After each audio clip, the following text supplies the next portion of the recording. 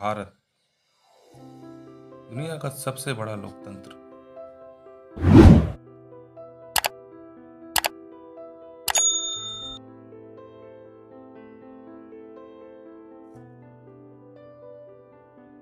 इस लोकतंत्र का मंदिर है संसद भवन,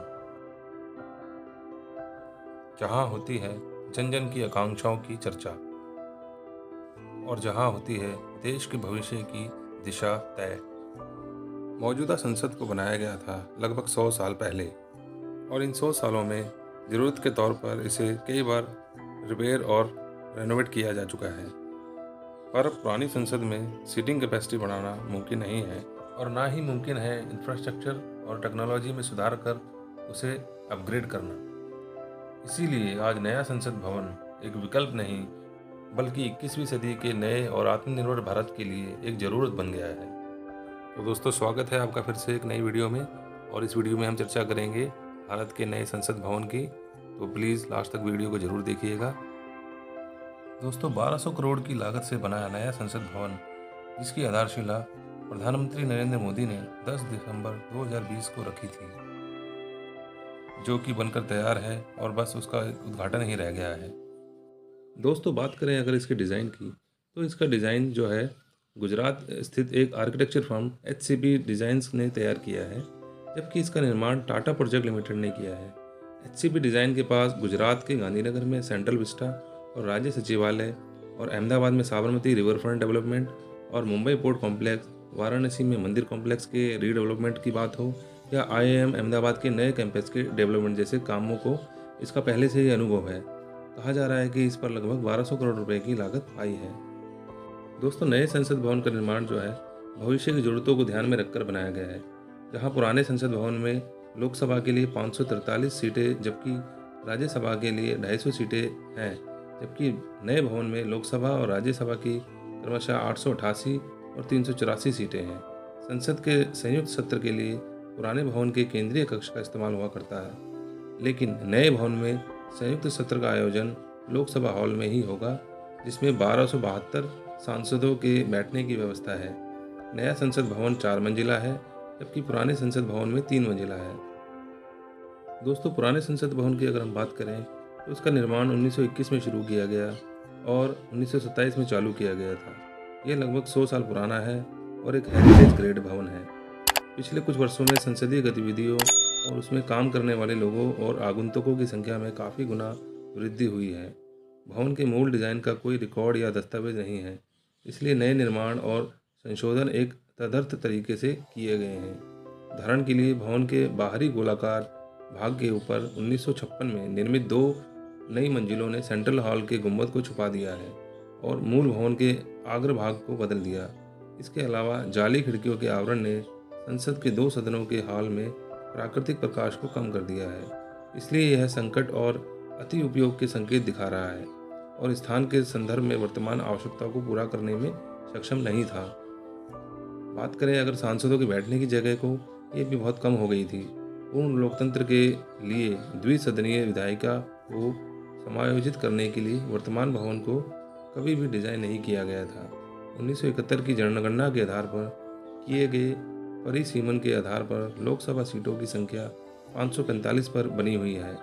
2026 के बाद इसमें काफ़ी वृद्धि होने की संभावना है, क्योंकि सीटों की कुल संख्या पर रोक केवल 2026 तक है, तो बैठने की व्यवस्था तंग और बोझिल है। दूसरी पंक्ति के आगे कोई डेस्क नहीं है, तो सेंट्रल हॉल में केवल 440 व्यक्तियों के बैठने की क्षमता है। जब संयुक्त सत्र होते हैं तो सीमित सीटों की समस्या बढ़ जाती है। आवाजाही के लिए सीमित जगह होने के कारण यह एक बड़ा सुरक्षा जोखिम भी है। दोस्तों, बात करें अगर नए संसद भवन की, तो इस इमारत को 150 से अधिक वर्षों के जीवन काल के लिए डिज़ाइन किया गया है।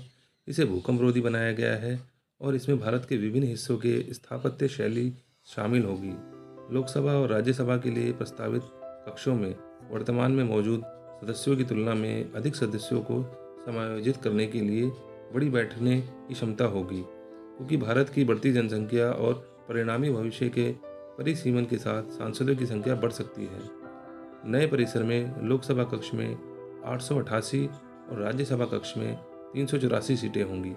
वर्तमान संसद भवन के विपरीत इसमें केंद्रीय कक्ष नहीं होगा। संयुक्त सत्र के मामले में लोकसभा कक्ष 1272 सदस्यों को समायोजित करने में सक्षम होगा। शेष भवन में मंत्रियों के कार्यालयों और समिति कक्षों के साथ 4 एक भारत और श्रेष्ठ भारत की भावना को संजोए नया संसद भवन फैला होगा लगभग 64,000 वर्ग मीटर के विशाल एरिया में, जिसका उद्घाटन 28 मई 2023 को प्रधानमंत्री नरेंद्र मोदी द्वारा संपन्न होगा और इसे खास बनाएगा हमारी सांस्कृतिक विविधताओं से प्रेरित इसका त्रिभुजाकार डिज़ाइन। इसे बेहतर स्पेस मैनेजमेंट के लिए भूकंप रोधी सिस्टम और जेड प्लस सिक्योरिटी लेवल की सुरक्षा सुनिश्चित करने के और इको फ्रेंडली ग्रीन कंस्ट्रक्शन से बिजली खपत को लगभग 30% तक कम करने और अगले 150 से ज़्यादा सालों की ज़रूरतों पर खरा उतरने के लिए बनाया गया है। नए संसद भवन की कुल सीटिंग क्षमता पहले के मुकाबले 150% से भी अधिक होगी। मतलब अब लोकसभा कक्ष 888 और राज्यसभा कक्ष 384 और संयुक्त संसद अधिवेशन में 1272 सांसदों की सीटिंग कैपेसिटी होगी और साथ ही डिजिटल इंटरफेस और आधुनिक सुविधाओं से लैस होंगे सांसद कार्यालय और लोकसभा और राज्यसभा कक्ष होंगे हाई क्वालिटी ऑडियो वीडियो और हर एक डेस्क इलेक्ट्रॉनिक गैजेट से लैस होंगे। इसके अलावा यहाँ पर होगा भारत की भव्य विरासत को दर्शाता संविधान हॉल और पुस्तकालय और समिति कक्ष और भोजन क्षेत्र। मतलब कि नया संसद भवन होगा 130 करोड़ भारतीयों की आशाओं के नए बुलंदियों को देने वाला, हमारे देश के मजबूत लोकतंत्र को नया आयाम देने वाला, क्षेत्रीय कला कौशल और कारीगरी की अद्भुत झलकियों को अपने कण कण में समाने वाला और विशाल स्पेस और चैम्बर से कहीं बढ़कर हमारे देश के विराट लोकतांत्रिक लक्ष्यों को साकार करने वाला।